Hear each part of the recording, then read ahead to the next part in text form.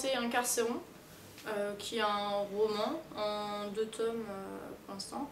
Et je vais vous parler du tome 1. Donc sur le tome 1, en fait, Incarcéron, c'est une prison.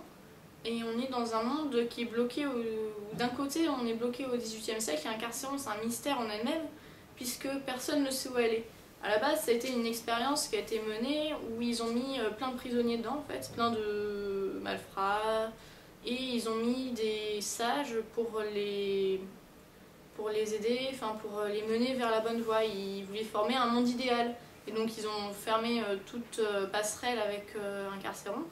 Et donc là, on se retrouve avec Finn, qui est un personnage dans Incarcéron.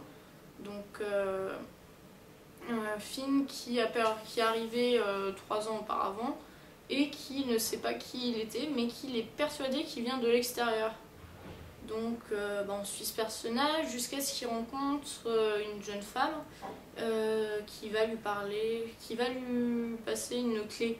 Et depuis cette clé, il va se faire plein sans cesse, mais il va partir en voyage pour trouver la sortie d'Incarcéron. Et donc en parallèle à l'histoire de Finn, on va suivre Claudia. Claudia qui elle est une jeune fille de l'extérieur, qui est la fille du directeur d'Incarcéron. Parce que il y a quand même un homme, en fait, le directeur d'Incarcéron, c'est le seul homme en contact avec la prison. Et il faut dire que la prison, en fait, c'est pas qu'une prison toute banale, puisqu'elle est, comment dire, vivante. Elle a un esprit, elle observe les prisonniers, elle leur parle, et donc en fait c'est tout un monde intérieur où on ne sait pas du tout où il est.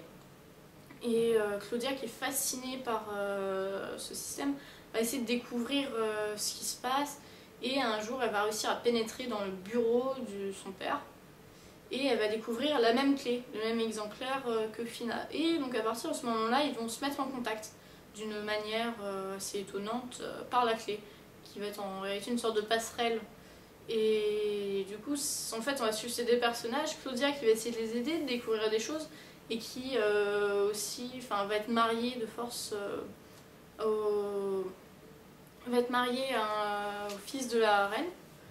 Parce qu'en fait, ils ont décidé que l'époque à l'extérieur serait bloquée au XVIIIe siècle pour garder la royauté. Donc c'est la lignée des Arvana qui a instauré ce système.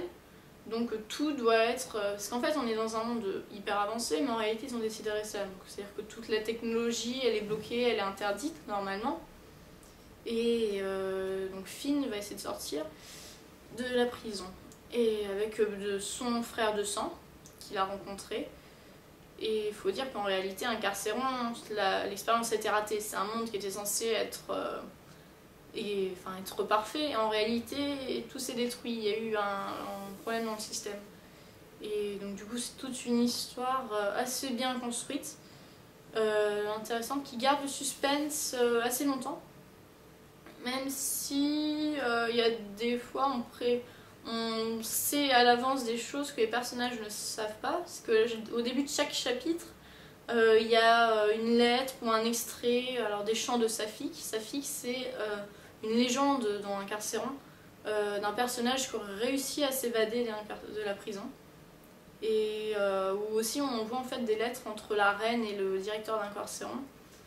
Et donc c'est vrai qu'il y a tout un suspense, tout un mystère, c'est bien construit, on s'attache au personnage, un univers assez étonnant, qui fait vraiment science-fiction en fait, mais c'est un bon livre à lire.